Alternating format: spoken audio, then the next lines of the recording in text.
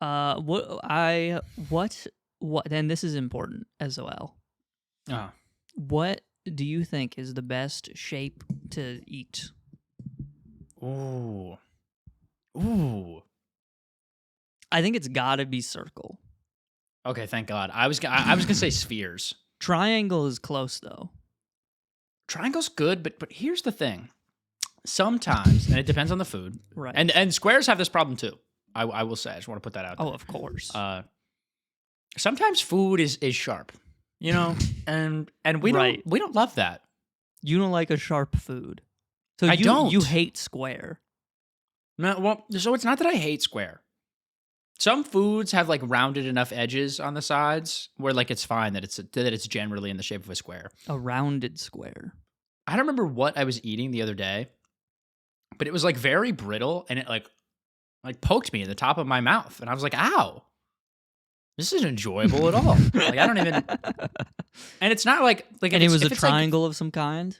It was a triangle or a square or something with a corner of some kind, and it Perhaps hurt a me. hexagon. Yeah, it could be a hexagon. I don't think it was, but I think it could be. If it's a very solid hexagon, I'm not talking like an oyster cracker. Those guys look like they've been like blown up. What does a very solid hexagon mean in this? You know, context? like it's got like the solid 6 faces or like 6 edges that Right. you can see, and you can see a point at I each can edge. see all the edges. Well, but like an oyster cracker is in the shape of a hexagon, but like it looks like it's made of pillow, and the corners are like rounded a little bit, you know? An oyster is not a hexagon. I know an oyster isn't, but oyster crackers, the food, Oh, are like okay. little hexagons. Are they not? Are they pentagons? They're definitely not square. I think they're like ovals, man. Are they? I think they're closer to ovals than they are hexagon. Whoops. But I do agree This with is you. embarrassing. I think a circle has to be the best. It's gonna be one. circles, you know? I like a Cheese triangle, balls. though, man. No, I do like a good triangle. Circle is everything right with the world. You know, pizza, cake. That's really Pie. about it. Cheese.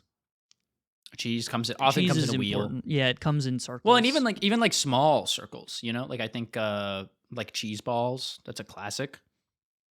Okay, What? You could eat like 50 Cheese cheese balls? balls at a time. I don't want. They're circles. No, I don't want those though. Okay, what about you know, like when you go to a German place and they have like the little dippable pretzels or like auntie ons? Maybe those are more like Pretzel more balls. like maybe those are more like cylinders at auntie ons. I say whatever. auntie ons because I'm a horrible human being. Yeah, I want to say auntie ans, but I didn't want to get made fun of. Auntie ans is just not right. It's too aggressive. It's yeah, way there's just too something- aggressive. There's too much treble in the mix. I feel bad saying it almost. It doesn't feel. You want to go to Auntie Anne's? Like it just Ew, feels gross. so. It's accusatory. It's I feel bad. angry. I don't. It feels like I'm man. attacking you. Auntie It's the same on syllable is as like, angry. oh, Auntie on. Of Oh, course. Auntie on. My I beautiful love Auntie. Auntie on with the big Yep. bosom and the beautiful pretzel sticks. Right, and the beautiful pretzel sticks. And they're beautiful. well, but they're like pretzel like nuggets. They're like cylinders Well, yeah, almost. yeah. But I feel can we count that as round as circle foods? No, a cylinder is not a circle. They're is literally kindergartners would say that they are completely different shapes. Well, that's not true because if you look at a cylinder from the top, it's a circle. It's when you introduce the third dimension that it Okay, makes it if you not look a at the circle anymore. pyramids from the bottom, it's a square. Stupid. Exactly. No, Yeah, I'm just that's saying it's about perspective. no, it's not about. But no one would say that the pyramid is equivalent to a square. That's ridiculous. No, it's not. You've reduced they're also you've reduced the essence of the pyramid into like- something despicable almost. But like technically speaking, No, technically I don't speaking. want to speak No, no, technically. no. I want to speak in the real world. no, I know this is important. The pyramid is not a triangle. It's a pyramid. It's a pyramid. It's a triangular prism. So it's to not a reduce triangle it to a and it's not a square square. is obscene. I know that's what I'm saying. So we have to think about it. So if we're talking We about don't have to think foods- about it. It's a pyramid. No, we do. No, we do. Because if you're talking about foods that are circular, a cake is not a circle. It's a cylinder. It's a circle though. Okay, so Or like it has depth. It's a cylinder. It's not a circle. It's a tall circle. Okay, so that's a cylinder. Nah, it's different. It's a circle. It's different. If you look at it from the top. If you look at it from the top, it's a circle. Because we wouldn't say a can of soup is a circle. We just No, wouldn't. it's a cylinder. But a cake is a Right. circle for sure. No, it's not. It is, man. If a cake I don't is know a how to tell circle, this to you. then a can of soup is also a circle. We have to be fair. I'll give you this: a wedding cake is not a circle. What the hell? So here's the thing. Because there's multiple So tiers. It's tiered. we live in a third dimension. So we actually can't eat any food that is a circle because then it would be totally flat. Every food that you're talking about that's circular is a cylinder. Well, pizza Unless is a circle. the only true circular food is food that are spheres, like cheese balls. I don't like this at all. No, you're just It's wrong. true! You're wrong. I think you're not only are you topologically wrong, you're also saying wrong things because that's what you are at your core, wrong. I And am evil. wrong. But I know it, and I'll admit it. Fuck Kirby, cheese balls, man. For What? example. Get me out here, okay? Ready? Okay. Kirby. Imagine Kirby here has no arms and no feet. So Right. he's a round little ball guy, right? Uh-huh. Like he is in Kirby's Dream Course. Correct? Yeah. I mean, yeah, I suppose so. Okay. I don't know why What you would sh- use that as an example. Okay, or Kirby's Epic Yarn. You could When you have to, like, Kirby is draw a the- sphere. We all know that Kirby He's a is sphere, right? He's a sphere. He's not a cylinder. Right? correct. Is he a circle? I think he's a circle, man. He's a circle. Okay. So, but we would also But agree spheres that are he's a different. Spheres are different. But a sphere, so the circle, so we agree he is a sphere, right? I agree that Kirby's a sphere. If I could eat him, he would be a circular food? Yes. Okay. Cake does not look like this. Well, if you Unless you cut a if cake you smush to it a be- little bit, Yeah, no, I'll agree with you there. if you we're drop a making malleable sphere on the ground, it becomes a cake, I think. That's true. I would agree with that statement. I think I agree with that for sure. Yeah. So, but then is cake is not a sphere. Well, it could It's be. a circle. It's a cylinder. No, cake can't be the same thing as Campbell's soup. It's just not right. Well, yeah, but that's because Campbell's soup has like a crust. It's like a fruit. What are you saying? Well, you can't. Campbell's to soup get, has a crust? Well, okay. You're talking about the Campbell's can. Soup, the can. The can is like the crust, and to get to the inside. Well, that's not Okay, part of the I'm sorry. food. It's not part of the food. You're right. So that's more about the container. Soup doesn't have a shape because it's a liquid. Okay, if it's about the container, then cake is a rectangular prism food. Right. So it's not. That's what I'm saying. It's not about that. You're right. Actually, here, you're going to love what I'm about to say. Okay. I think you should change your answer to being that the best foods are cylinder foods because that exclusively contains pizza and cake, and it doesn't include cheese balls because they are not cylinders. I was So not if we can expecting this to go this deep. If we can agree, no, this is important. We have to talk about this, okay? This is important. Stop laughing. Right. So you think that the best food to eat is cylinder food? It just doesn't have as much of a good ring to it as circle does. Long circle food? Is that better? No, that's worse. Worse. Okay. I don't think we need to. I don't think we need to extol into the 3-dimensional world. I think we live in the 3-dimensional world. It's important. I hate that you're an architect so much because you have You to literally- live in these absolutes of the concrete world. No. Absolutely not. Only the Sith deal in absolutes. I'm just saying that if you don't want to include cheese balls in your answer of circle foods, this is a good way to do it. You can just say you like cylinder foods. I don't like that you've turned this around on me in a way that Or we makes could me agree. uncomfortable. Or we could agree that all sphere foods are not circle foods, and those are called sphere foods. And then like cheese balls and like, I don't know, grapes sometimes. Those are ovals, I guess. And eggs, those are ovals too. Like those don't count as circle foods because they're weird. And what shaped food is my beautiful ass? Because according to you, it's flat, which I think many people are disagreeing with. First of all, that is something that Sam said. Okay, and so hold on. So I call you up because I need to know. Sam said my ass is probably flat. Oh, he said probably flat? He didn't even get a good look? First of all. I told him after the phone call, I said, Sam, you can ask to see my ass anytime you want. I said that to him. Mm-hmm. And I feel like that probably made him very uncomfortable. I don't know what you're talking about. Okay. I don't live with you guys. I call you up, and you, my friend of many, many years, I ask you if you think my ass is flat. And you said, probably. That's okay. First of all, not what I said. Okay, you did say when you were wearing skinny jeans, I don't remember it sticking out all that much. Which it's hard not to interpret that as hurtful to my soul. Right. I meant more of in the way that like I just really wasn't paying a ton of attention to your ass. But then I asked for further evidence, and you said I'll send you some evidence. Only Sam is allowed to see my evidence. Okay, well then how am I? So I'm just supposed to guess. You're supposed to know because you've known me. It could have changed, and you've seen my. It hasn't changed. Bodies change, Jackson. We age. Man. My beautiful ass has been the same for my entire life. I hope that's not true. I've always been caked up.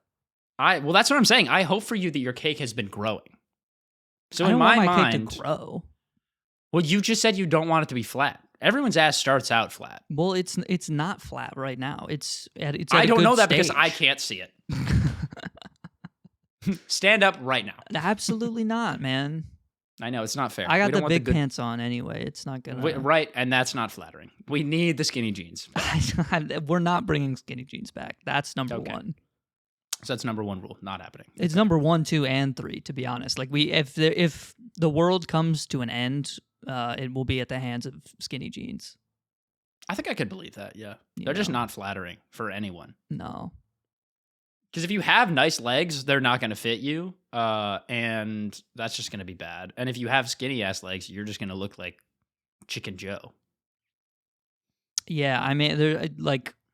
And they're just uncomfortable. It's all tight against your body. Yeah, it's like, It's like, what's going on there, right? Yeah. Well, and they're not breathable either. Yeah, and it's like weird, like for jeans specifically, it's like... Jeans are not meant to be stretchy like that. They have to They have to tamper with the integrity of the structure of the jean at a microbial level to get it to stretch in the way that it does. It's unnatural. They do, because it's against the Bible. I'm pretty sure. That's why when you have really thick, high quality denim, when I take off my pants, they don't change shape at all. I have to morph into the pants. Those shits and that's how they're thick. Be. Yeah, they're tough. It's nice though. It's kind of awesome, and they look cool.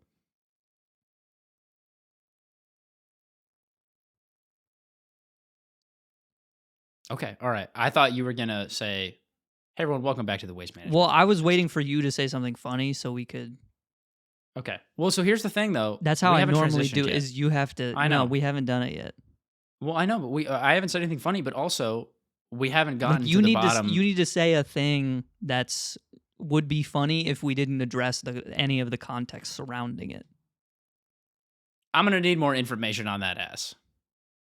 Hey everyone, welcome back to the show. This is the time for it now. I agree. Can I tell you something that I saw this week that made me really mad? Jane Goodall is dead at 97 yes. or whatever. 91. I actually saw that last week, though. Okay. This is specifically something... Well, I guess, no, we could have talked... I didn't see it until this week. I saw it about 2 days ago while I was driving back from school. Okay. I saw a billboard. Uh-huh.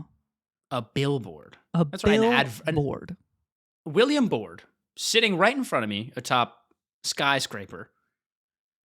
And let me tell you, you don't know what it said, Jackson? Did it This is gonna make you angry. Was it advertising the brand new show, Greg the Cashapp Sheep, airing at 9 p.m. on Adult Swim? Unfortunately, not yet. I'm still waiting to see that, though. It was a Toyota billboard. Okay. Do you know what Toyota makes, Jackson? I'm aware of what Toyota makes generally. They're a motor vehicles company. They make rectangular prisms. They do, and they morph them into beautiful automation machines of automotive cars. Beautiful ones. And do you want to know what one of the things that they make is? They have two models of this thing. They make the Corolla. They do, but they also make the Tundra and the Tacoma. Yeah. And both of those happen to start with T. Okay. As well as truck. Truck starts with T. Okay. Let me fucking tell you, Jackson. I was driving off the highway. I look up to this billboard. This month, Trucktober. What? No. It can't be. It is. It's true. They bid our shit? They said September. Fuck that. We're going to be, us at Toyota, we're going to do it differently. Welcome they to got Trucktober. the memo late, bro. This is fucking They got disgusting. the memo so late. And now I feel out of the loop. They made us look stupid. And that makes me upset. Because we love Truck Month. Potentially more than anyone else on the internet. And Toyota comes out here and they go, oh, October? It's Trucktober. Oh, no. It's always been September. It's always been in 9/11. It's a month of American sadness and remembrance. And to make us feel better, they give us trucks. And it works. We love trucks. And Toyota comes out here and they goes, oh, Halloween?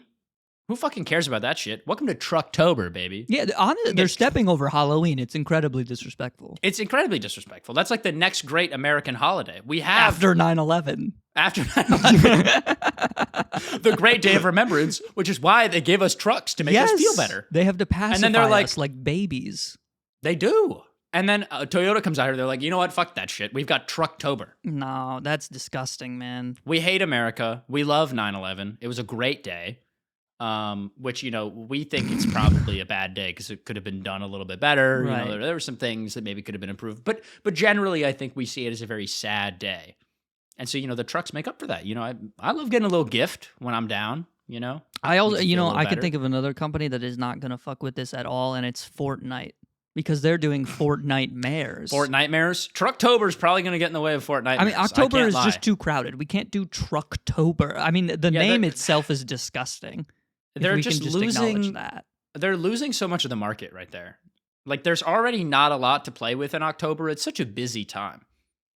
Here comes Toyota going. It's a damn shame to see your favorite pop girlies fight it out on the world stage like this, man. We're supposed to be working together, but they said, you know what, your little we want to be different. Fucking web series isn't good enough for us. Yeah, it's not. We hate it. It's bad. The writing is poor.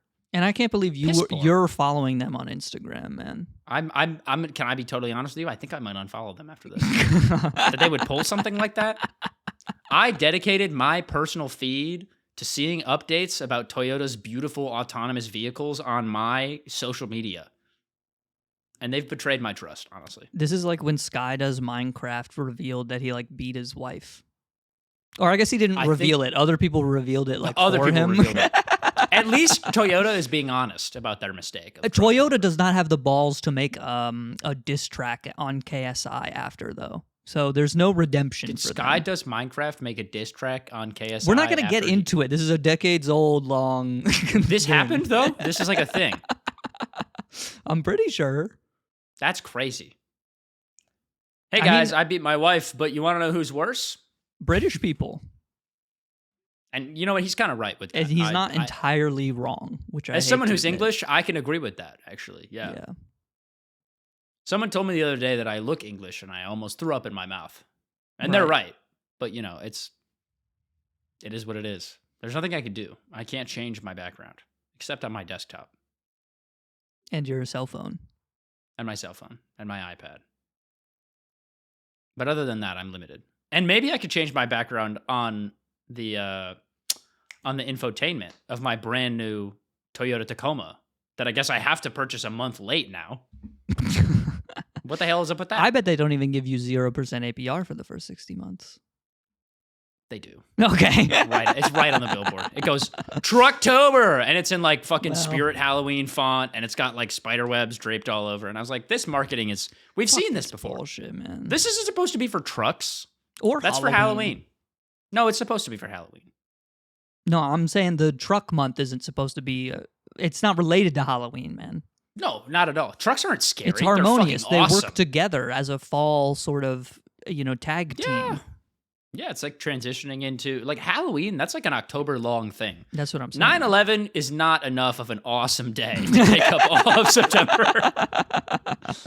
It's not enough of a that's like an American-only thing. But our love of trucks. So we need Truck Month is absolutely. That's why it's called Truck Month instead of Truck Day. It'd be kind of stupid. We couldn't condense all that excitement down into one day. Right. I do want to talk about Jane Goodall though, because not because like she's important, she like is or whatever, but I don't really care, and I don't know anything about her. But what I do know is that she likes apes. Thank you very much, Henry. No, honestly, you're right. I'm sorry. This is a fact that I learned because Jane Goodall died, because she was famous for like teaching the apes like sign language and shit like that, and like she taught them Spanish. I don't know. I assume they taught them English, American Sign Language, I suppose. Seems kind of a little, yeah. I don't know why we don't call it English Sign Language now that I'm thinking about it, but we're unsure. Either way, I learned that, and this is true apparently, apes, for as long as they've known sign language, which has been, for as long as Jane Goodall has been alive, I guess, apes have never asked a single question. Really? Isn't that crazy? Not one. They've never asked a question. They understand how to talk in sign language, but they've never asked a question. Does this reveal something about the human nature? Yes. I think. That didn't sound very confident. Well, but what about the clip of the orangutan going, me want orange want, me want orange, want orange, me want orange, want me? Yeah, I don't think that's a question. I would agree that it's a statement. Okay. It's proclaiming a feeling, but I feel like, so were you talking about maybe a lack of manners? As in, he could have said, can I please have an orange? May I have an orange? Right. But you're saying because they said it as a statement, like me eat want orange, me want orange eat, me want orange eat. Yeah, it was a demand. A demand. So you're saying maybe a lack of compassion, potentially? Maybe a lack of compassion, maybe a lack of curiosity. Which is interesting, because George was sort of like a huge curious monkey. Right, traditionally we know monkeys as curious because of founders of the movement like George. To be fair, as you've corrected me, orangutans are apes. They're not monkeys. So maybe only monkeys are curious. Which actually brings, maybe George is the only monkey that was ever like that. Also, I don't think Curious George is a monkey, because he doesn't have a tail, does he? I don't know I think George is closer to Bigfoot than he is any animal that we're aware of. I would agree. Curious George. George is just sort of a small child who happens to be covered in brown fur. Like, I'm not really... Oh, okay. He is a monkey, but he is a monkey that lacks a tail. They're actually monkeys belonging to a different part of the primate family tree. They're called Barbary macaques. Their African origin and lack of a tail make them one possibility for the species of Curious George. And can we look up what the man in the yellow hat is? Because that is a curious specimen. I personally think he's asexual. What species is the man in the yellow hat? Because he's definitely not the same thing as Joe Rogan, that's for sure. It says he is a human, but it describes him as a higher being, sort of akin to the Pale King in Hollow Knight. This makes a lot of sense. Yeah. So he created the Hollow Knight from the void to keep the sins of Hollow Nest trapped in the black egg. I've watched so much lore on that damn video game series, and I still don't understand what any of it means. Man. I can't help you with that one. It's okay. Dude, I was thinking about this the other day. Cheating on your significant other must be so much fun. Can you... You're going to ask me to elaborate? I feel like it's pretty self-explanatory. Like, what about it do you think is fun? Dude, it must be so much fun. Because think about it. It's like you have a person who you love or whatever, right? And then it's like you find this other person and you cheat on your significant other with this other person. And it's like, my significant other doesn't even know. It's like this cool side adventure little You've got thing. like a cool, you're saying it's like a side quest. And you get to it's like Silent Hill. You're sneaking around and you're hiding notes, and you're turning cranks on walls to make sure that your significant other doesn't find out. Right. And it's like a game. I don't disagree that it's not like a game. I think it is probably like a game. I don't think it sounds like it's that fun. It sounds like a lot of fun, man. Because there's the thrill of it, and there's like you get 2 bitches. That's pretty cool. You don't normally get 2. You have to admit. Well, but I agree. But have you ever had one pizza and then you had another pizza? It's kind of like that. See, but here's the thing, though. Like, I don't think I could eat 2 whole pizzas. I don't know. I couldn't eat 2 whole circular foods. Right. That's a lot of food. I think to me, what you're describing as the fun is like you could just not be in a relationship, Like if you were single, you could just cheat on as many people as you want because then you get twice the love. Right. No. What do you mean no? No. Well, like if you just want like the love and the attention, just like don't commit all your love and attention to one person. Just don't end up with anyone. Just be single. And have like But then you don't get any if you're single, you don't get any love. You have to be in a relationship to get love. To get the relationship love. But I think so what you're talking about is I think you would think it's awesome to be in a polycule. No. Because that's consensual. There's no risk there. Okay, so you would like the risk. Yes, that's part of the fun. I think so then I think being single there is still that's the ethical outcome. No, but there's no risk. No, but the risk is that the people that you're with might not want you to continue to be with other people, but then you do it anyway. No, but you're not obligated to still be with the person that you are seeing because you're not in a relationship with them. And then you're not breaking any of your obligations to them by seeing other people. But they can also maybe care about you and be possessive and like not want you to see other people, but like you could technically in your right still do that, I guess. Like if you're not in a relationship, I don't know, man. No, but the risk is you need some understanding that it could all come crashing and burning down to the ground forever. Right. And that makes it fun. That makes it fun. You're absolutely 100% correct, Henry. I'm glad we're in accordance there. Okay. So I think maybe if you want to try thrill seeking like that, you can just try like skydiving or something instead. No, that's not that. You don't get any love from skydiving. I get that you have like a guy strapped to your back, but that doesn't really. Come on, wouldn't that be awesome? Though? What I need is a guy strapped to my back and a guy strapped to my front. Maybe that would fill that. Do you think that would fill the void? Maybe. No, like probably not. Oh, okay. Because there's no obligation for either of them to love me.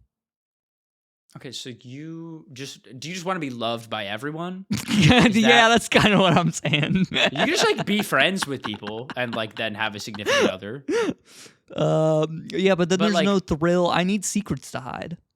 You need secrets. Why don't you have like a cool second job, like being an assassin or like being a drug dealer, in witness protection? Yeah, that could be cool. And that's, you're not really like morally doing anything and wrong. And with one person, my name is Jeremy Forthright. And with another person, my name is Bukowski Skolaronsko. Wow. What a name with a lot of syllables. What can I say? Witness protection is pretty good at their job. Yep, they sure are. I would never be able to find the identity of that person. I'm hanging out with the one person and I mix my names up. And they say my name, and I'm like, "Who's that?"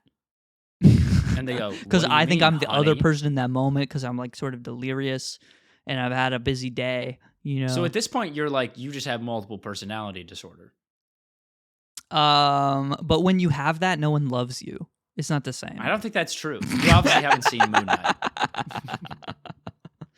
Because maybe that's your solution. Right.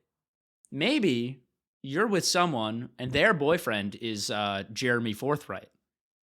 And then suddenly, you're hanging out with your significant other, and then what's his name? I've already forgotten. It's like Did I say Kowalski? No, it was like Buwalski.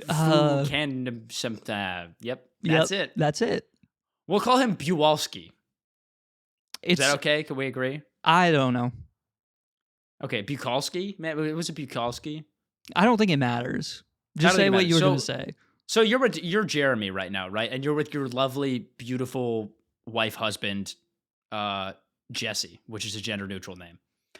And then you don't decide, but Jesse is married to Jeremy Forthright, of course. Of course. But suddenly, Buwalski is like, well, now it's my turn with the body. So you switch. And now Buwalski is in the driver's seat. And Buwalski goes, well, Jesse's not my husband and or wife. I'm going to go hang out with my husband and or wife, Alex. Right. Another gender-neutral name.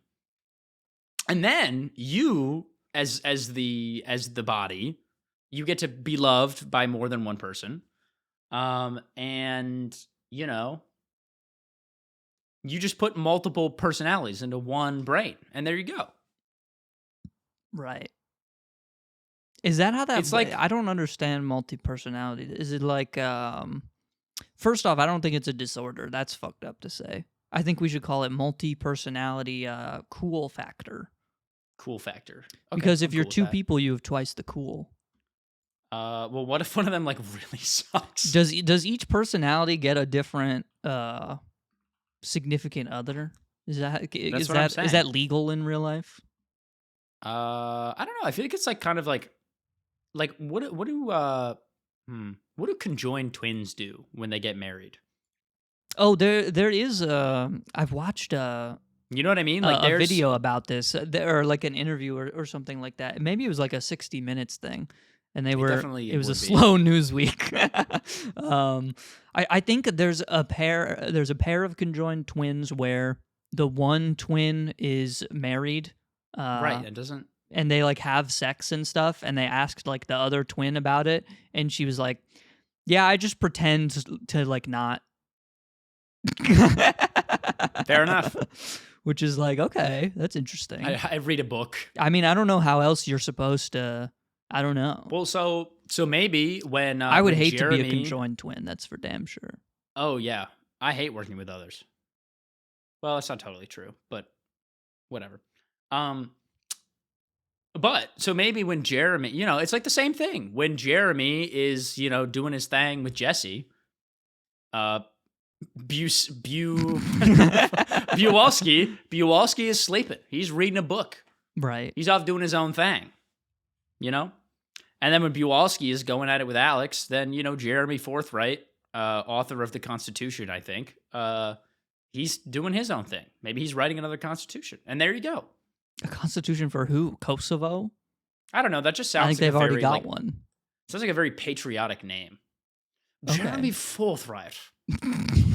Come on. He's using ink and quill still in the year 2025. Yeah, he would be. Be real with me. Tell me that Jeremy Forthright doesn't sound like a guy who writes with a feather. He doesn't. Jeremy is not a name that would do such a thing. Well, yeah, you're right. Jeremy's not. The Jeremy really throws it off. Fuck. Okay, what about Alexander? What do you want me to say? How do I get out of this? Do I say yes or no? Well, so I think, so do you think that then, because you have multiple personalities and you've like agreed with your multiple partners, like that also takes the fun out of it?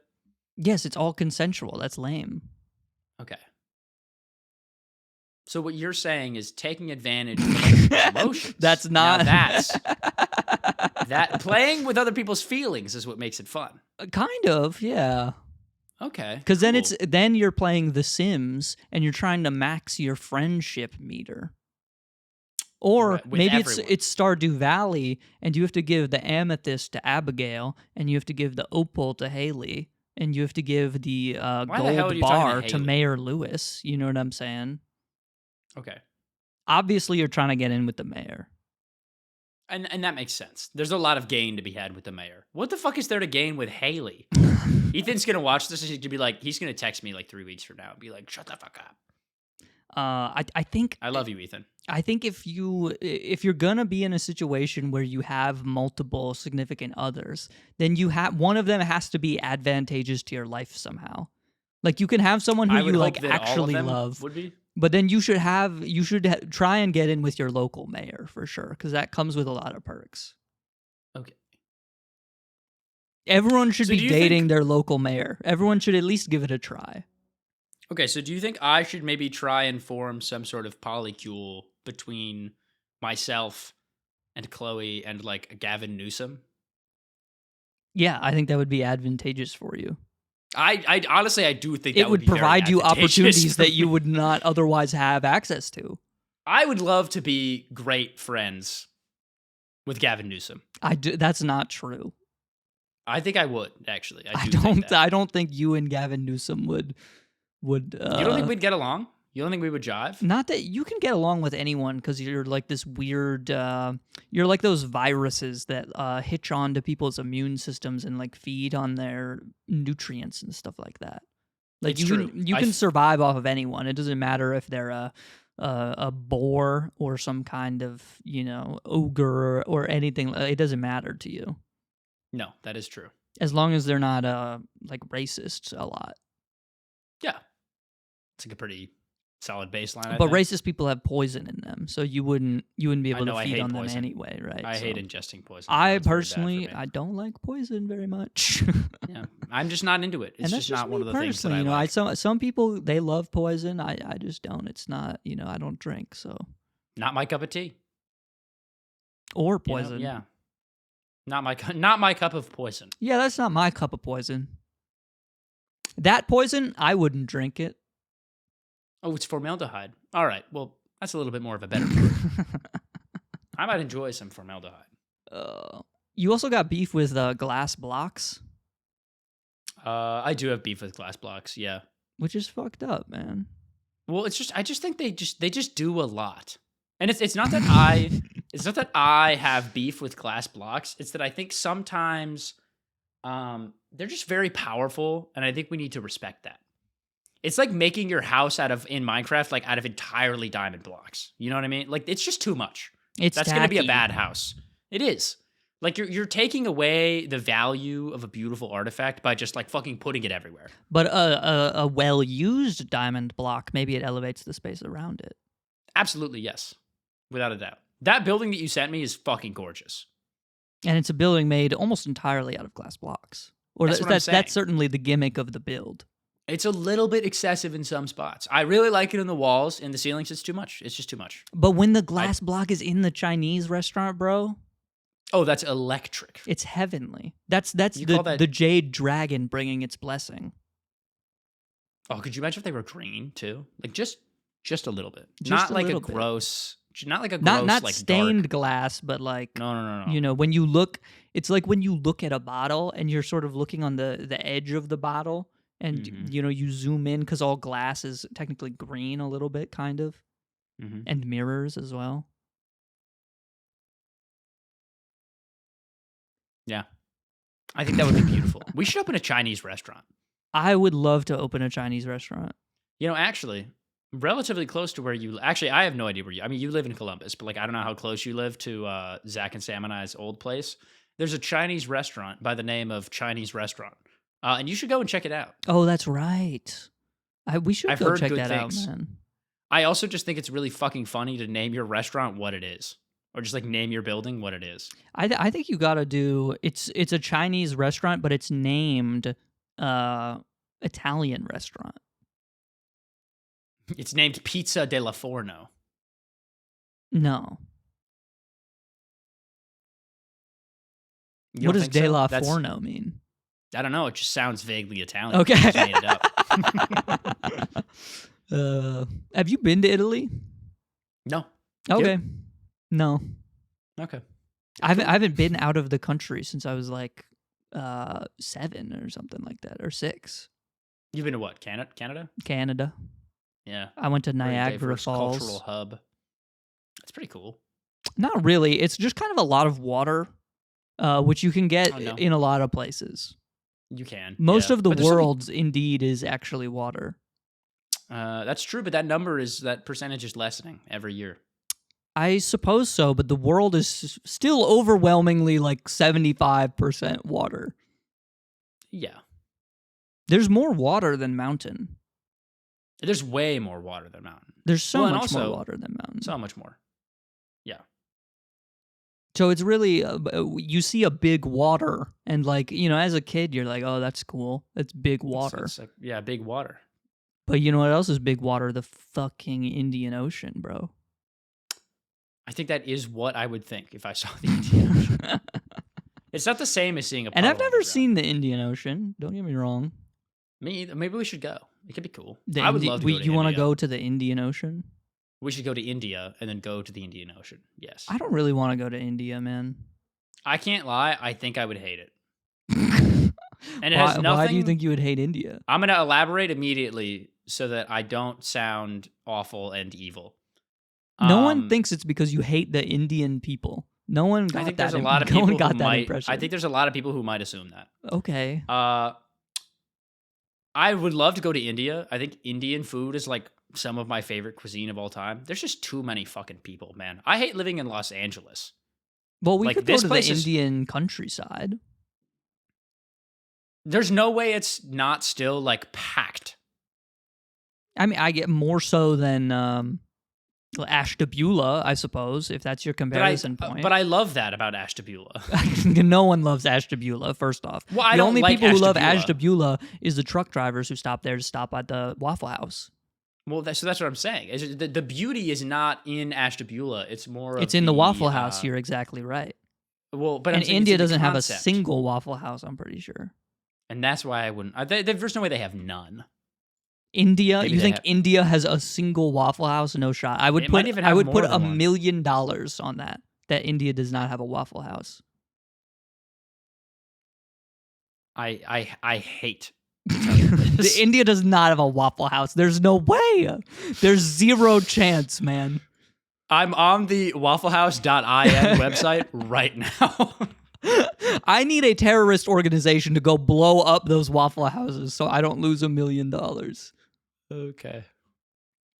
Wafflehouse.in, man? Are you joking? Okay. Here's the thing, though. I think it's different. I'm looking into it now. I think this is it's got the same name. It's also called Waffle House. Oh, but is it different branding? I think it is, yeah. Like not related to Waffle House US LLC Holdings Incorporated. I'm not totally sure. With Waffle House, we bring a standardized international food in the Indian market and specialize it. Our aim is to be the go-to place for anything waffles. Our first outlet is at Infinity Mall in Andheri. Of course. I don't know how to pronounce that. And we are already looking at several other places across Mumbai. So that is Waffle House US talking about India, which means that they have unfortunately already opened a Waffle House. Oh fuck. That's great. And we don't have a Waffle House in fucking Philadelphia, but we have one in Mumbai, man. Well, but it's also we're looking at multiple Mumbai installations of Waffle House, but we can't get one in Philadelphia. Is there really not one in Philadelphia? This is ridiculous, man. There's not one in fucking... We should have one in... Bernie Sanders needs to get on this. He needs a Waffle House up in Vermont. He does. I think it would make it a much worse place, which would be good. But I think like that's not a fair comparison because Mumbai is like New York City. Like Mumbai is an international... Like that is the fucking place to be in India. If you know a city in India, it's Mumbai. Having what about New Delhi? Waffle House? What's bigger, New Delhi or Mumbai?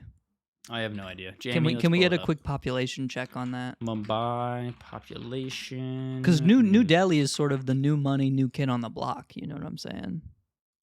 Yeah. Okay. So, where's all the Bollywood stuff shot? I don't know. That's probably Mumbai. I don't know anything about India now that I'm thinking about it. New Delhi population is 32.9 million. Mumbai is 23.6 million. Okay. Because New Delhi is where all the people bigger. get abducted to like work in IT scam call centers and stuff like that. Oh, tight. I think I've talked to a couple of those people before. That way, so you can get you can get catfished by Kit Boga live on Twitch, and you can misuse $100 Apple gift card on some bullshit. And then you lose all your iTunes music. Oh God, that's got to be awful. Dude, the iTunes gift cards back in the day, there was no greater currency. Yeah. Oh my God, yeah. It was like V-Bucks are today. Yeah. Okay, so I guess it's in Mumbai. It's not. Maybe I'm sure at this point they have one in New Delhi, but it's like putting a Waffle House in New York. I feel like is the same thing, and obviously New York has a Waffle House. Yeah. That's actually pretty crazy. I would say that Philadelphia is definitely like top 10 American cities, though. That's crazy that they don't have a Waffle House. I don't think they have one. I don't think so. Because when I was there, I looked it up and I couldn't find one. Here's the thing: I'm not going to check for you because I don't want to make you look bad. I mean, I was there and I looked it up and I didn't find one. Okay. And it would be unfortunate if in the past year one opened up and made me look like a damn fool. I will say, I mean, they move pretty quick at the Waffle House business. If I wanted one up, like a week from now, they'd do it. That's part of the sales pitch, yeah. They don't need much. If you need a Waffle House, there will be one. There will be one. And it will be open unless there's a hurricane. And sometimes even if the hurricane is there. They're actually oftentimes built structurally to withstand a shelter. The hurricane. Yeah. Yeah, exactly. It's a place of refuge. And when they start dropping nukes in World War III, we're gonna hide in the bunker. They're gonna shove us into the big griddle. They're gonna turn us into and they're gonna turn it on. Waffle. They're gonna make us into big waffles. That's so sad. And they said, "Take this, you're a square food now." And we're all gonna scream and cry because circles are better. Yeah, circles are so much better. That would make me cry and scream. I'd be so mad. If I'm gonna be turned into a food, at least make me a damn circle. Like, oh my God. That's just disrespecting my lineage. It is unfortunate, man. It's sad. Okay, we got to talk about it, man. It has to be done. And I don't want to talk about this. I don't want to talk about it. Well, I don't. Okay, so I'm just kidding. I really want to talk about it. I thought I knew what you were going to talk about, and then you said, "What do you think I'm going to talk about?" Well, now I'm unsure. Well, what did you think that I was going to talk about before you were unsure when you were sure? I thought that you were going to ask me about Silk Song, and then no, I don't give a shit about that. And then you said, I really don't want to talk about it. We can talk about Silk Song once you beat the final boss, man. I want to have an informed... Once I beat the final boss? I want to have an informed conversation. It's going to be like a fucking year from now. And then we'll wait a year. I don't care. Okay, we'll wait a year. It took you a year to beat Pikmin 4, man. That's true. What do you want to talk to me about? I want to talk about... this is one of the most important stories in the world, maybe ever, as far as I'm concerned. Even more so than Jane Goodall's unfortunate timely demise. Did something happen? Or untimely demise? I don't know. Was her demise timely or untimely? I think she lived a long life. 91's pretty good. She was traveling. If I get to 91, I'm not mad, you know? No, that's definitely a good, that's a high enough score that I'd be pleased with. It's not the top one ever, but it's pretty good. You're on the Pac-Man machine leaderboard for sure. You're on the top 15, absolutely. You might have to scroll, but you can get there. But you're up there. Yeah, for sure. Okay. We got to talk about the biggest pop star in the world right now. Do you know who it is, Henry? Bruno Mars. Bruno Mars. You know, did we talk about this already? Bruno Mars has millions of dollars in gambling debt in Las Vegas. That's why he's goated. I love seeing them when Die With a Smile first came out, his song with Lady Gaga. I saw so many memes that were like Bruno Mars delivering a century, Bruno Mars delivering a banger every century once he gets into enough gambling debt. It's like when he needs to pay off his debts, and it's just him descending from the ceiling. It is true, man. Because he does make great music. I can't lie. I feel like no matter who you are, you can enjoy some Bruno Mars bangers. Especially if you're a 45-year-old soccer mom, man. That shit hits. Oh, even more. No, I want to talk about Taylor Swift because she put out a new album recently. Don't laugh. This is very serious. If we say the wrong things here, people are going to send drones fucking to our care. houses. That would be great for It's me, gonna be honestly. it's gonna be like that scene in the Star You know Wars what? prequel movie where the drone comes to the window of the princess or whatever, and they let the space worms in, and they fucking enter our ears and kill us from the inside with poison. And they lay eggs. And we all know that I already do not like poison. Poison is very bad. We've established that so far. No, I do want to talk about Taylor Swift put out a new album, and it's been making people talk, Henry. And now I'm gonna make you talk about it. Okay. Why do you look like you have something awful in your mouth? What? No, I'm reading something. We're on a podcast, man. What are you reading right now? No, it's important. I'm trying to find a specific whatever. I'm gonna speak to you. You don't have to read. No, I know. I'm telling. I want to read so that I can prepare my thoughts accurately for something. Okay. I'm gonna give you my biased view of the world, and then you give me your thoughts based on my biased view, not unbiased information. I know, that's what we do. Well, I already know a little bit about the album, okay? Okay. I'm trying to... Please carry on. I'm sorry for interrupting. What I want to talk about, okay. So I listened to the album when it came out, the night it came out. I was up at, I think, 3 or 4 in the morning, and I didn't even know it was coming out. I had heard that it was being released at some point, but it wasn't at the forefront of my mind. And I was surfing the web as I usually do at 4 in the morning, and I saw that it was out, and I was like, you know what, I'll give it a listen. And I fully expected to sit down, go through every song, be like, yeah, that one's a 5 out of 10, that one's a 6 out of 10. I don't really like that one. And then I was going to be done with it, and I would move on with my day, and it would not be a significant moment in my life in any way. And instead, I found myself hating it a lot, which is unusual for me. I'm not a very hateful guy. You know this about me, okay? And don't raise your eyebrow at me. Don't do that. I don't like that when you do that for me now. Okay. And I found myself not really liking the album very much. I found her writing to be incredibly bad, which I think has historically been Taylor Swift's strong point. Like she's, I think generally a good writer. She's an excellent lyricist. But on this album, there's a song about how she's talking about how big Travis Kelce's dick is, and it's like It's Wood. I know the song. This is what I wanted to talk about. I don't really need a whole song about that personally. Nope. And there's a song that's called all caps canceled with an exclamation point at the end, which is a song you would expect from David Chappelle, not really Taylor Swift. And, you know, it was just filled with these, like, eye roll moments where I was like, this is, like, crazy. And I got to the first song that was, like, really bad, and I was like, oh, this is interesting. And then it just kind of kept going, and it became more of, like, I was surprised, man. I was really surprised. And I'm not a big Taylor Swift fan. You know, I like some of the damn songs or whatever. But I was just really surprised. And people have been saying, even the Swifties that I've talked to, and I know many Swifties, unfortunately, in my life, that they have been saying that it is also bad. It seems like this weird moment where culturally we've turned on Taylor Swift because she is this sort of, she's reached this out of touch moment, you know?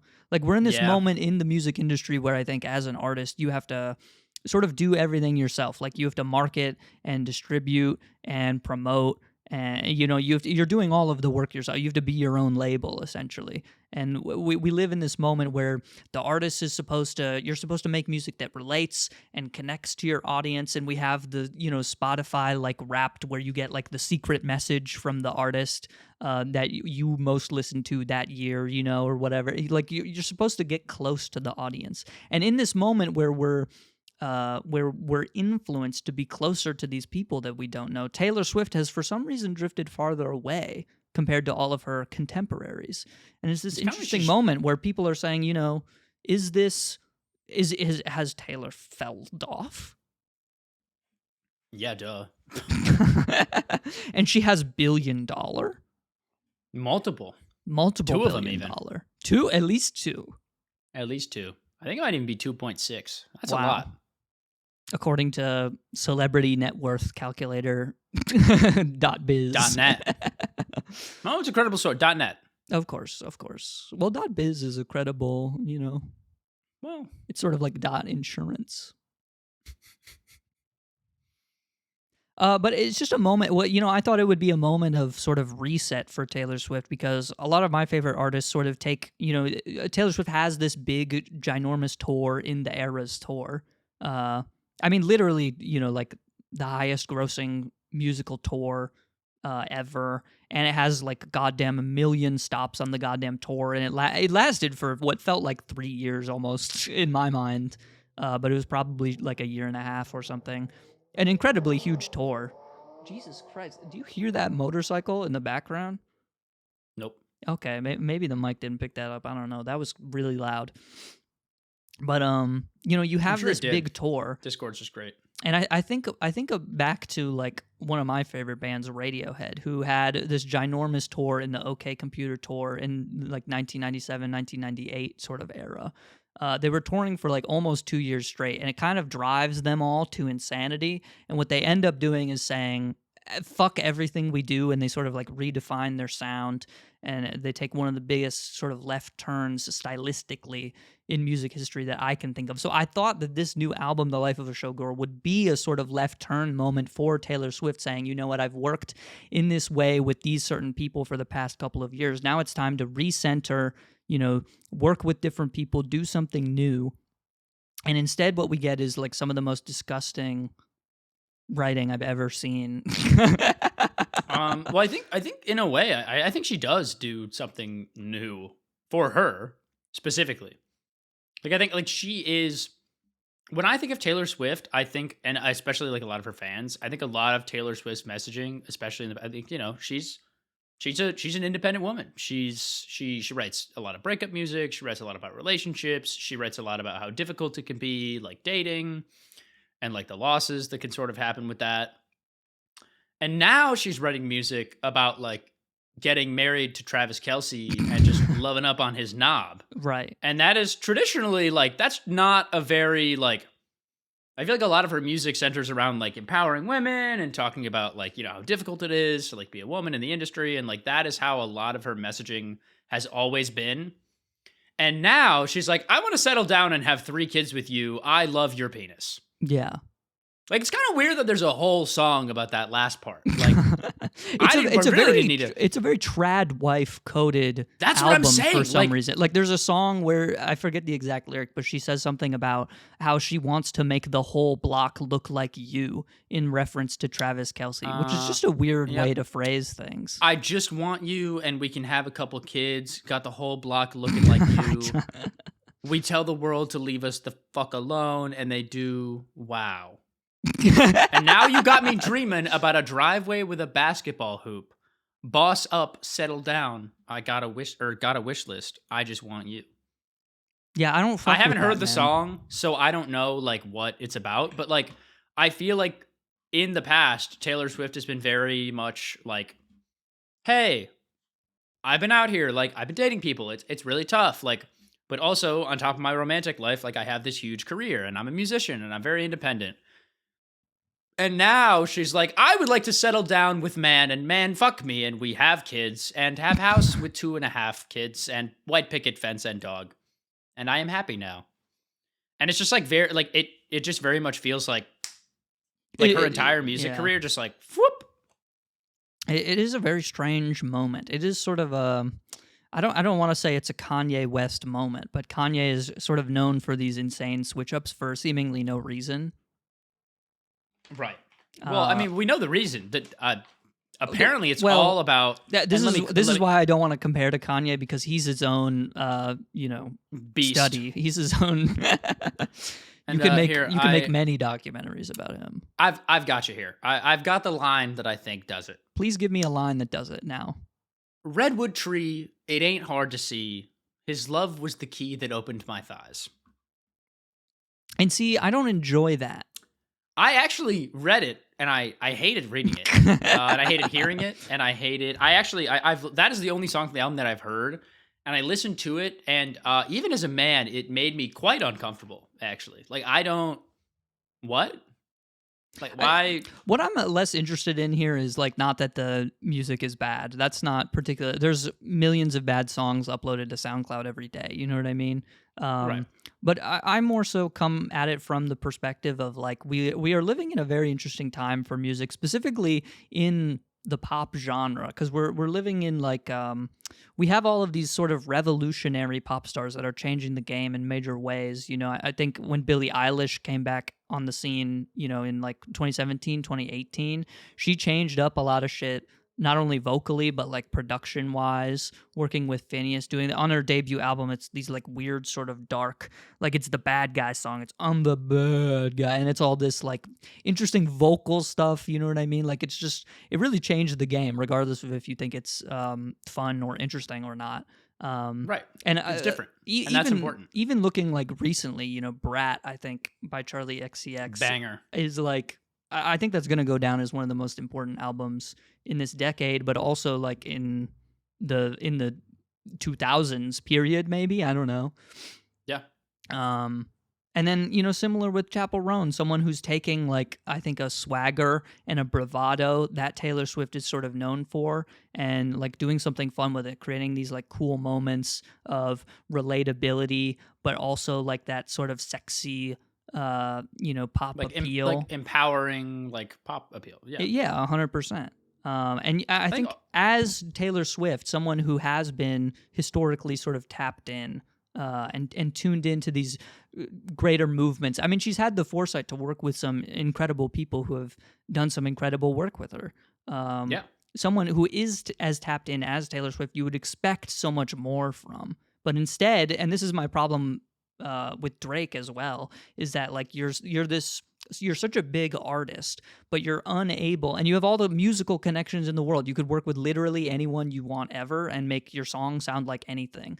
And what you do at the end of the day is say, I don't really care about any of that. We're just going to put like a drum machine to like the weakest bass line I've ever heard, and we're going to write about Travis Kelce's dick, and we're going to call it a song. Yep. And that's annoying to me. Because we could do so much more. The curse on me was broken by. We don't gotta keep going.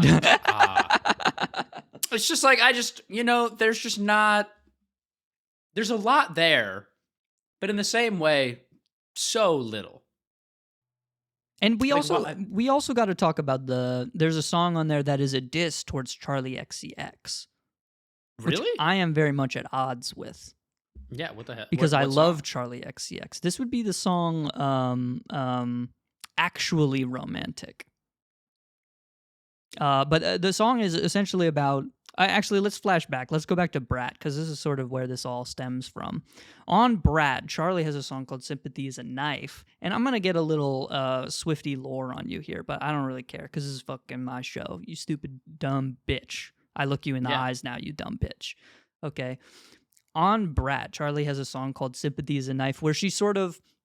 People on release of the song were thinking that it was about Taylor Swift all along. I don't think it really matters who the song is about in context of like what she's saying. But the song, sort of broadly speaking, is about how as a pop star, she has been compelled by the industry to compare herself to these other people, these other predominantly women like in the pop sphere, saying, you know, oh, you don't have as big of hits as these people, and look, they're doing this big show and you have to be this big thing because you're a pop star, you know what I mean? But Charli has always wanted to sort of do her own thing musically and vocally and just from an image standpoint, I suppose. And it's hard not to compare yourself to like your peers, especially if you like respect them in some way. And Charli is sort of saying, you know, I'm comparing myself to these people, and I know that like I'm not really like that feeling of like jealousy is not really real, but I'm still struggling, like wrestling with it and sort of like making sense of it and figuring out who I am in sort of the world. And this comes to a crossroads later on the album, where in the song Girls So Confusing, which is a beautiful song, okay, where she's expanding upon this relationship with her like jealousy in this space by saying, you know, people compare me and Lorde because we have the same hair and we don't really make similar music, but like we're friends in real life, but I can't tell if we're really friends. It's just an industry relationship sort of thing. And then they come together on the remix and they work it all out, and it's our beautiful pop girlies coming together, sort of breaking down these barriers. They're breaking down the recognizing that human sometimes. relationships can be hard, and now we're working together because we've communicated in a healthy way, and it's this beautiful moment. It's this really beautiful moment of like growth and breaking down sort of these barriers that keep us divided in an industry sense, but also in a human sense.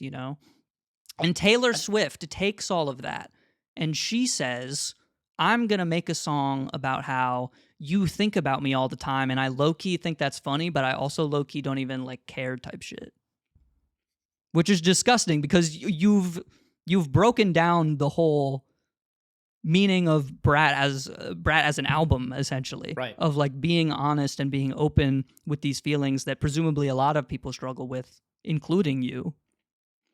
And to break all of that down and say, it's funny that like you talk about me a lot. Yeah, because I'm just so cool. But honestly, like I don't even care that you talk about me. Yeah, it's just sort of gross and disgusting.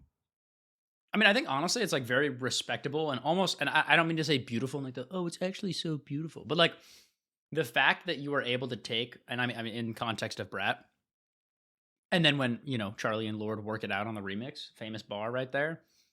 Taking something like that as a societal issue and then turning it into an accessible club banger and allowing people to like, I guess sort of repeat the lyrics until they like really understand the meaning behind the song, I think is something that is like amazing and needs to be addressed and respected. That's also like in songwriting specifically. I think like there's some understanding that like this deeper meaning stuff is supposed to be subtle. There's supposed to be like sort of poetic lyricism about it. But Charli also flips that on its head, saying, the beat is straightforward. I'm going to give you the straightforward meaning of the song as well. Right. Like, there's something very powerful about that too. Which is good, because I think media that is easily digestible by everyone is, like, you can talk about, I think, having, like, specific points in art, just like in general. I think it has its own value within itself. But making something as widely accessible as possible to as many people is something very difficult to do, and she does it so well. The album is awesome. And everyone I guess not everyone, most people that I know that have heard the album, even if they don't like house music, I guess, love the album. Like, Brat is widely loved by people who like a wide variety of music, except maybe Zach. I don't know if Zach likes Brat. Zach doesn't really like Brat, which we'll fix him later. we'll fix him later. He'll understand. But like, so to then take that, especially, I can't be saying this because I'm not a woman, but like I can't imagine then like turning around and being like, wow, you as an artist trying to empower people, like you're just copying me. And like I can't, like, you're thinking about me all the time, but like low-key I don't even care type shit because I'm just that cool. Yeah. And also, whether or not the song is even really about Taylor, it's not even if it's mentioning things that have happened with Taylor in the room or the feelings that Charli might have towards Taylor, the song isn't a diss in any way. It's just an acknowledgement of these feelings, right? Yeah. It's an acknowledgement of reality. So to then take that and be like... To take that and disgusting. Shit with a big fart all over it. Yeah, that's disrespectful, man. We're supposed to lift each other up. Especially in this time of like artists becoming more like singular, and like trying to work it out on the remix more. Well, I think that's like Taylor is a huge part of that too. Like, she is one of the, I guess probably financially, she is the most successful artist of all time.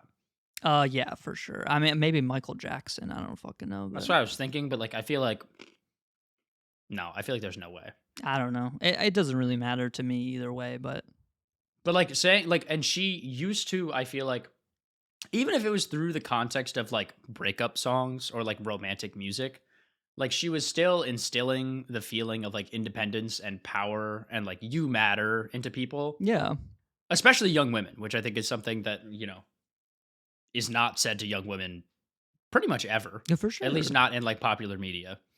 And so her challenging that just like as a notion is amazing. So to then turn around and be like, actually guys, who knew? I just needed some good dick. And now I want 3 kids and a white picket fence and I want everyone on the block to look like my beautiful husband. Is like, what? Like, why? It's kind of like, if I can compare it to another situation in music broadly, it's kind of like, Radiohead sort of broadly has been very, during George W. Bush's president, they were very against pretty much everything that he did, and they made a whole album about it. And then to turn around, for Tom York, the lead singer of Radiohead, to make a statement about Gaza and basically say, Hamas is a little bad also, and we got to talk about that a little bit. They're like, they're not that bad, guys. Like, to take this sort of anti-war, stance, and then after, you have this long storied history of it, and then to turn it around, it's like, what do we do? Where did this come from? Like, everything that I know about this person has just been changed. Yeah. Which sucks.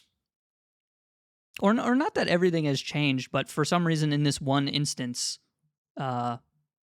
they have a different take than you might expect for some reason. Well, and I get also, that's got to be a lot of pressure as an artist too, which I think, I'm sure not as many people are talking about this, but Taylor Swift has built her entire career on being this very independent, honest about her relationships type of person, and talking about the struggles of that. Yeah.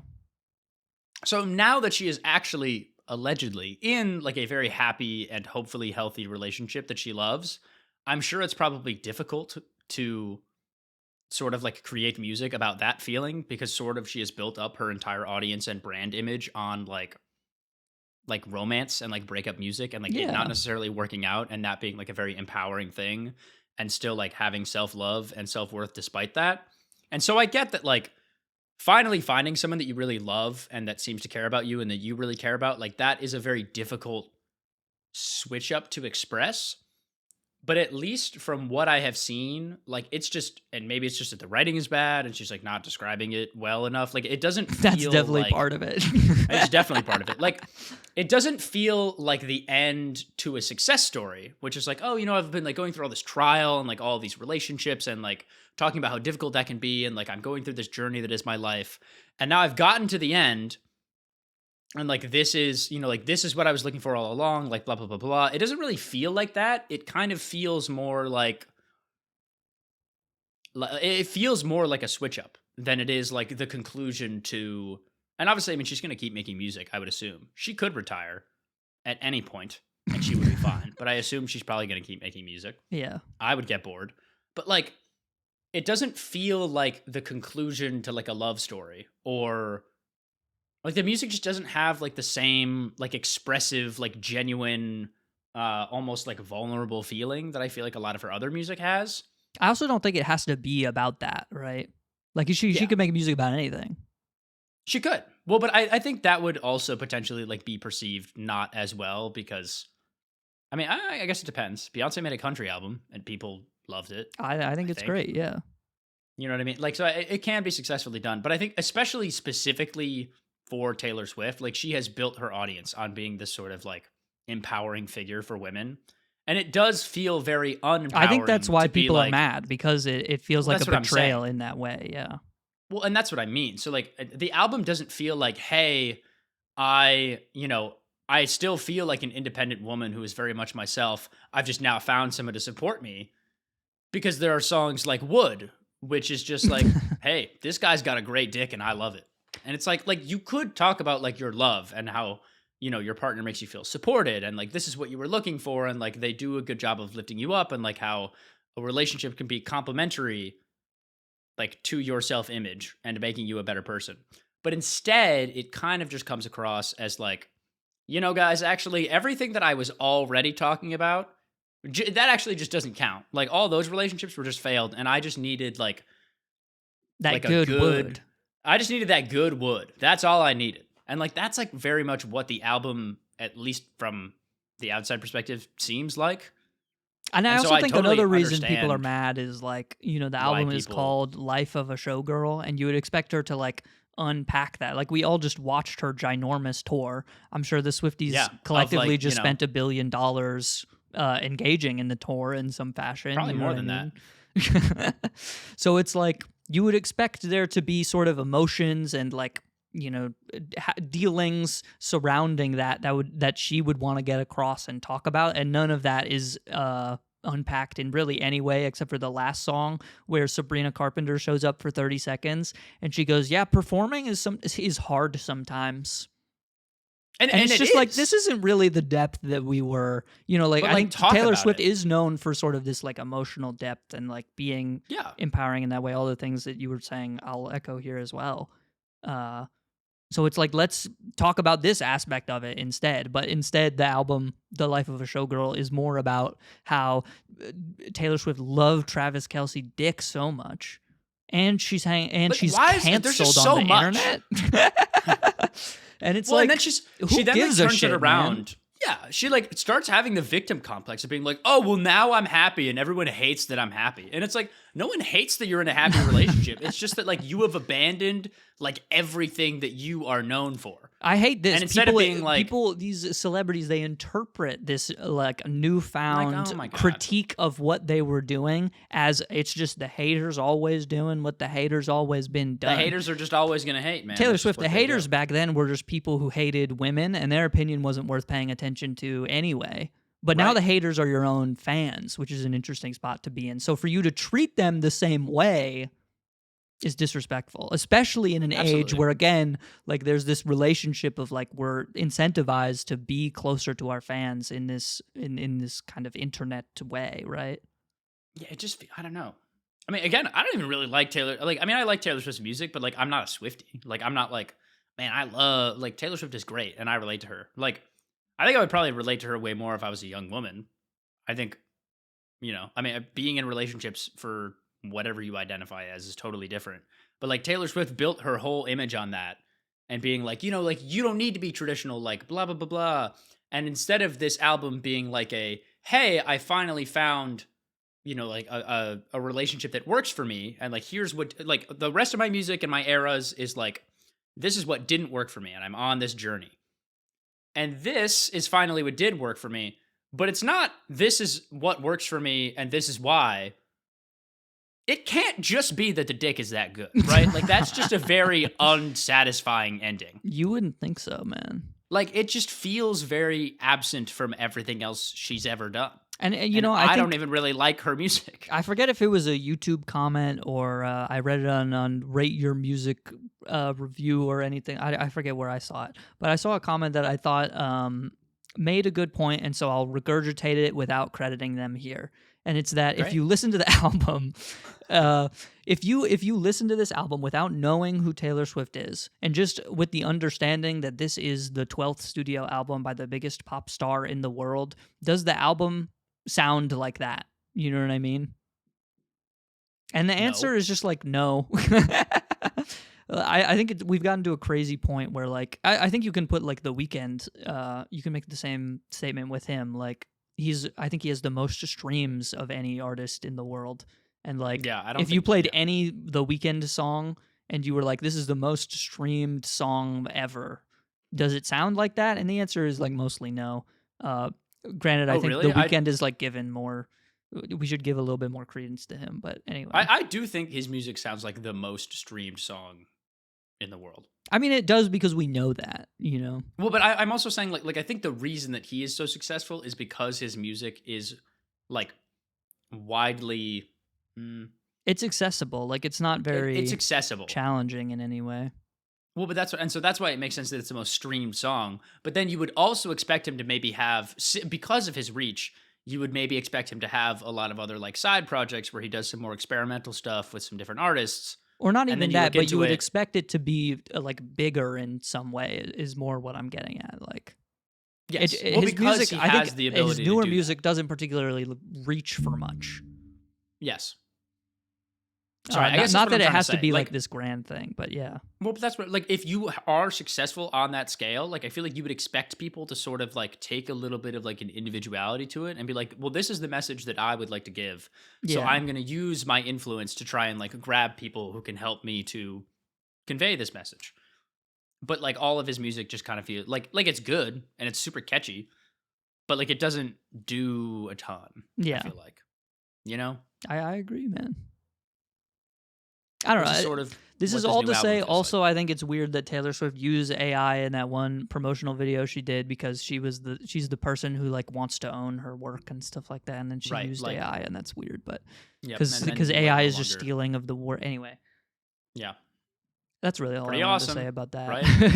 Well, that's what I'm saying. Like, it just kind of it sucks. It's just like a very hypocritical take of like everything she's ever done. Yeah. Which feels just like a total betrayal. And I don't even really like Taylor Swift. Like, I like her music. Like, it's good. But, like, I'm not a diehard fan. And it still seems like if I loved Taylor Swift, I'd be mad. People who love Taylor Swift are mad as hell, man. And also, if the music's, like, not... And that's just about the messaging. I haven't even really listened to the music. If it's not good, that's even worse. Let me tell you, I listened to the album, and there are some songs where I'm like, this is the most fucking dry bass line of all time. My pussy is not wet listening to this, and that's sad. It's hard to make a bad bass line. It is. The bass is like one of the best instruments. It's tough to fuck that up. It's really tough to fuck that, especially when you have all of these connections. Again, like you can get especially Pino Palladino on the album to be the best bass player of all time, but instead you go to fucking this random Swedish guy. You know what I'm saying? But whatever. Let me tell you, if I was worth $2.6 billion, I think I'd be doing more with my life. You'd be flying Pino Palladino in for the bass, man. I would, and I don't even make music. I just want to hear it. Oh, man. But like, man. Yeah. Whatever. That's why Greg the Cashapp Sheep is next up. Hell yeah. He's going to be like, hey, I need to pay for my Spotify premium plan this month. He's like, oh, fuck. Oh, wait. I can pay for it with my Cashapp credit card. Is Cashapp the one that has, like, I think the Cashapp credit card is the one where, like, you get to draw the design on it and then they mail it to you? Yeah, I think a lot of places do that, but yeah. Oh. Well, I've seen specific adverts for Cashapp doing that. You and I should draw some Greg the Cashapp Sheep illustrations. I am not going to get a Cashapp credit card, man. I'm going to open one in your name without asking you and then mail it to your house. You don't know my social security number. I know the last 4 digits. What are they? I'm not going to fucking say that on the podcast. Say it. Who cares, man? I think you might care. Say it then. We can bleep it out. Oh, that's true.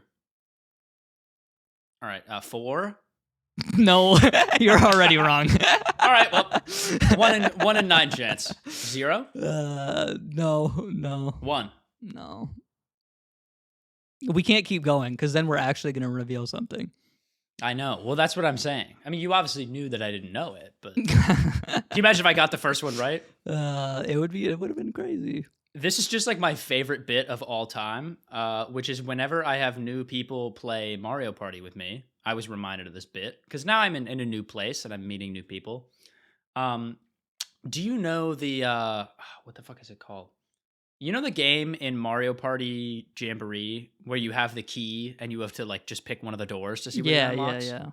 I don't know. It's like lock pick something. Lock door key now. Lock door key now is the best mini game in all of Mario Party Jamboree. And that is because the first time I played it with Zach, this is a stolen alpha rad bit, by the way. I'm going to totally give credit. I was like, oh, dude, I got this in the bag. I know the tech. I know the tech for this game.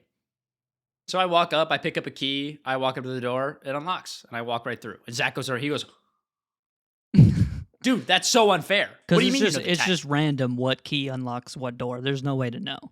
Totally random. There's 0 way to know. I got it off of pure chance. And so, you know, we go through and Zach like misses the key. He misses the next one. He gets it on like the 4th try. He's like, dude, what the fuck? Like, what's the tell? And I look him dead in the eyes and I go, there is no tell. And he goes, I fucking hate you so much. I knew it. And so now, whenever I have new people over to my place, you know, I go, oh, hey guys, you know, let's have a little game night. Let's play a little Mario Party. I'm here with my European friend, Manuel. He's lovely. And my North Carolinian friend, Jonathan, also lovely. And Ew. Pele and I are playing Mario Party. And Pele looks over at Jonathan and he goes, I think we know how the rest of the story goes. Can I skip this cutscene? You can skip, fine, whatever, man. Fuck it. It's whatever. Go ahead. Yeah. It just feels, I mean, was there a twist end?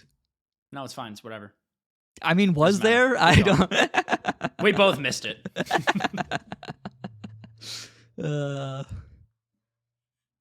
You know, Look, but we're it's like strapped for lying time. about This is something a being there. radio show. We got a schedule here. All right. All right, whatever. Okay. Let's do our weeklies here. Yeah. Yeah. What you got for fish of the week, man?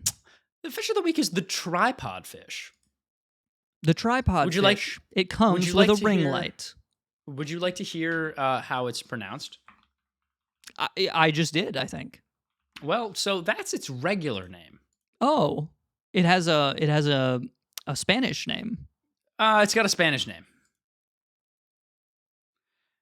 And its Spanish name is the Bathyteroid grallator. It feels like you did not practice that before right now. I just did. I actually was just listening to it as to how to pronounce it because it's spelled Bathyterois. Right. I mean, it's like pretty close, you know. Bathyteroid grallator is Sound it apparently out, how it's yeah. pronounced. But anyways, we've got the tripod fish this week. Of course. It's found chilling on the ocean floor, you know, a couple miles deep down there, and it stands on 3 long fins, just like a tripod. It's like the camera of the sea world, Wow. you know, because it has eyes, just like a camera lens, and it sits on a tripod, and it's very fun looking. It's a funny little fish. It has 2 fins, like below its dorsal fins that stick down on the ground. Like if you looked at an image of this fish, you'd be like, that shit is photoshopped as fuck. But it actually looks like that. Okay. That's cool, man. It's funny as hell. I like that there's a I'm fish sorry, that talks about cameras. Yeah, I didn't have a truck themed one because obviously it's not truck month it's not anymore, truck except month, for so I don't know fucking why. Toyota. That terrorist organization. Yeah, I'm gonna unfollow them on Instagram.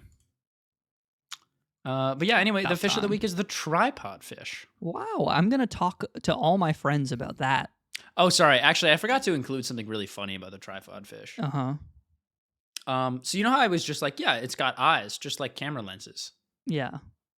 And it does. It does have eyes. Okay. But you want to know what's funny about the tripod fish? I want to know what's funny about the tripod fish. It's blind. But it has eyes? It does have eyes. But they're all they blind. don't function. They're all blind. So then why... Why does it have eyes? Jesus Christ, why did you do this to the tripod fish? Well, so I think the reason more that I'm not really sure why they're blind. I think they just live really deep underwater, so they don't need to be able to see. So they just evolved to not be able to see. But they didn't also evolve to not have eyes, apparently. Right. Well, I mean, I'm sure at some point they had eyes, and then eventually, through centuries and centuries, they evolved to have longer fins, and then they stick into the ground like a tripod, and they're blind, and they also are. I don't. What is the word? Stupid looking. They are stupid looking. That's why they're the fish of the week. They're very funny to look at. All right. But anyway, Well, Jackson, that was a great fish, man. can we get it? It doesn't I seem am- like you think so. I am can happy we about get that fish. Jackson's pretty poem. Yes, you can. This one is a long one. You might want to close your eyes for this one. This one's the longest one yet. Oh, really? We're gonna be going here for a little bit. Close my eyes. I'm not gonna lie. I did want to write. I was gonna like condense it to a short one, and then I was like, well, I don't know. So it's long. So it's more of a story than a short story than a poem, to be honest. But sometimes it rhymes, which makes it a poem. I'm pretty sure. But I'll give you before we go in. Normally I don't do this. Normally I don't like to sort of reveal the magician's secret, if you will. But this time I'll give you sort of the idea of the poem here, okay?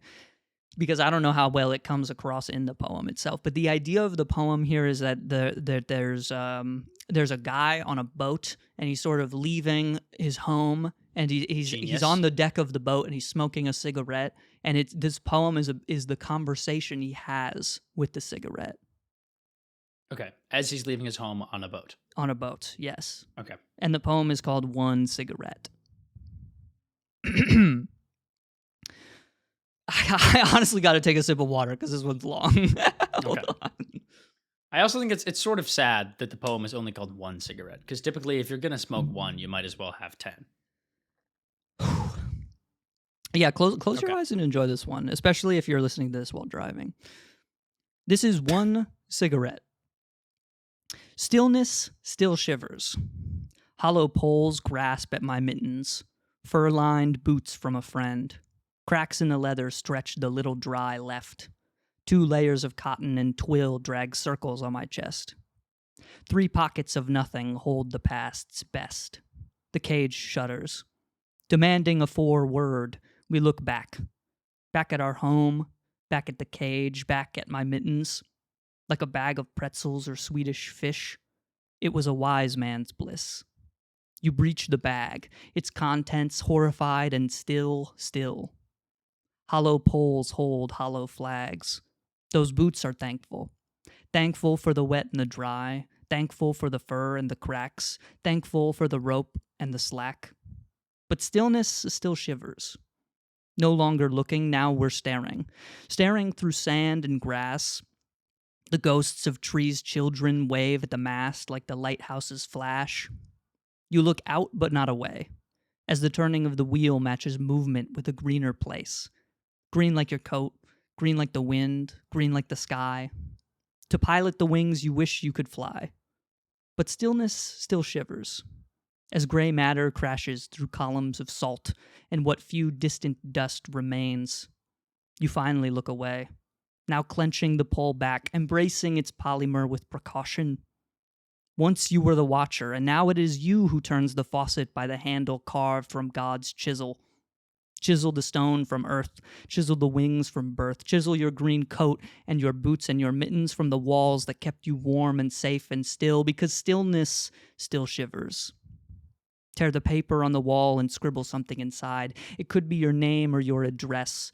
Throw a plate at the wall, maybe a mug too. Please, by all means, make a mess. What is it that you see or that you saw? For you are the watcher, maker of green and gray. You thought you could make a house out of clay, but all I see are hills and hills and hills. It is you who watches them form and who knows of the sea foam, knows of its white lie, knows of its orange analog filter. The pole sinks in from the heat like a curtsy to the core, when stillness still shivers. A rip in your mittens in between the fingers. It's time to turn in, but the pole begs. It begs and it begs and it begs. It pleads, it screams, it says, do you not feel the turbulence? Does the shake not bind your soul like blinds to the darkness or icing to the cake? Do you not feel the green or the gray? Do you not quiver under cold steel words? Do you not pierce the water with lead?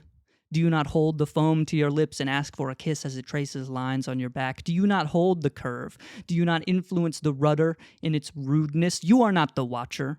You are a trick and a cheap, a master of deception, piecing fragments of frills in boxes every afternoon after.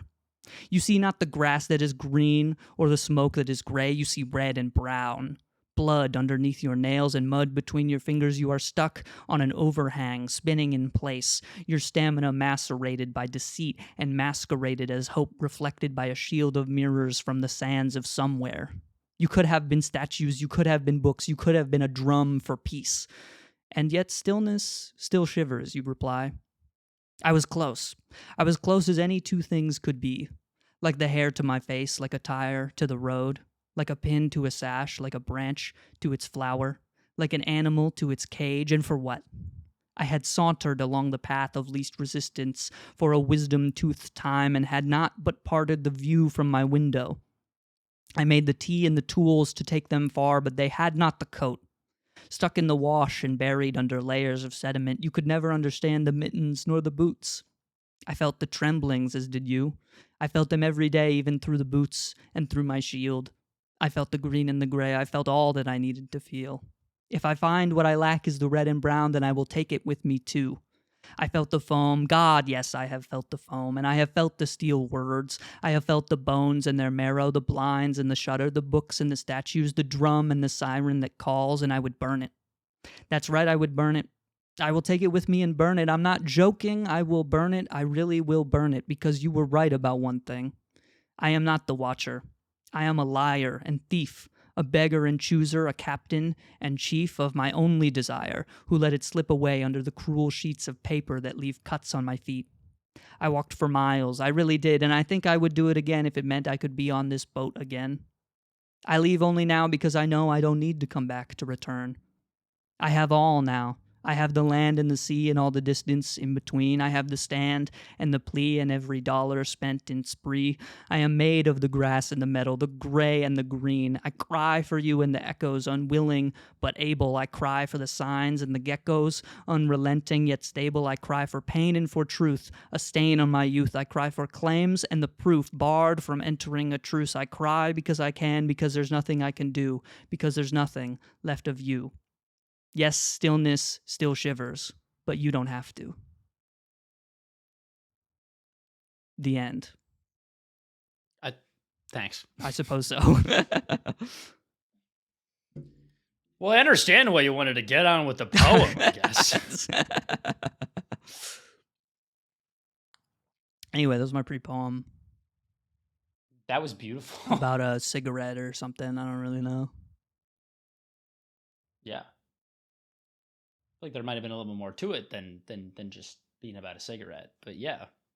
And then did you catch the line about how my ass is not flat? I wanted to get that across.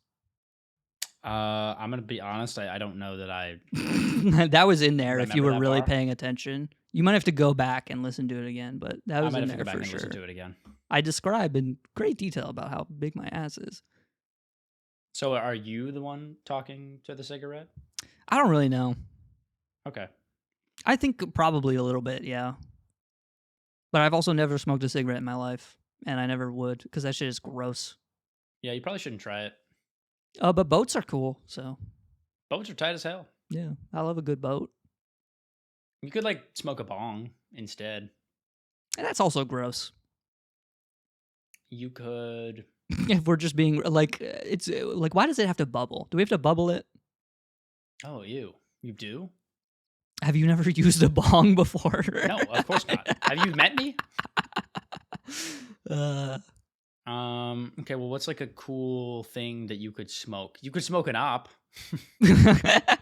And I'd be smoking ops every day. I'd be smoking 2 packs of ops every day. You could kill a guy, and this is the monologue that you're giving to your op before you finish them off and push them into the Atlantic. It's kind of a long monologue.